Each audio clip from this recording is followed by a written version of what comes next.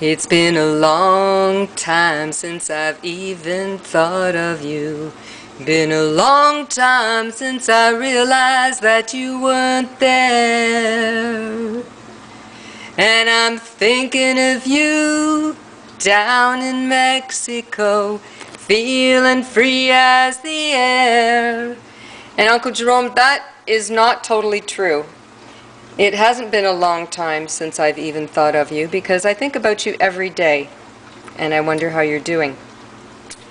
So tonight I want to show you how I want to tell you how I'm doing and show you what I'm doing. How am I doing? I'm doing all right, thank you. And what am I doing? Well, tonight I'm going to prepare some barbecued sweet potatoes.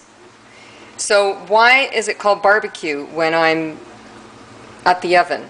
Well, it has to do with these spices that I'm going to toss the potatoes around with once they're almost done.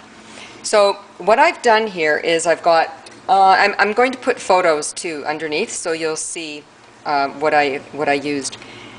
But what I used is 3 sweet potatoes. They were a fair size. I would say they probably came out to just a little over 2 pounds. And I melted about 2 to 3 tablespoons of coconut oil in this bowl. And I did that by putting it on the warm zone. This stove has so many really cool things to work with, and I really like that feature, the warm zone, because I can melt things like coconut oil over this little burner here, which is the warm zone. So that's what I'm doing right now. I've cut these sweet potatoes into rounds instead of what your typical fries, so they're kind of more like sweet potato chips. That's what they will be like anyhow. So I'm tossing them around to try and get them all covered with the melted coconut oil. And if there's not enough in there, I will just melt more coconut oil and drizzle it over top before I put these in the oven. And they are going to go into the oven at 450 degrees for about 15 minutes. And then I'm going to, after that, I'm going to toss, no, I'm not going to toss them. I'm going to sprinkle these herbs or spices on top of the sweet potato fries. And now, what are these spices? I don't know why I asked the question, because I'm going to tell you the answer. So what I've got here is, believe it or not, about a teaspoon of sugar, and that's cane sugar. It does call for coconut sugar, but I didn't have that. And if there's any of these spices that you don't have on hand, then you know you can just make it up, because you used to own a restaurant, so I'm pretty sure you know what to do.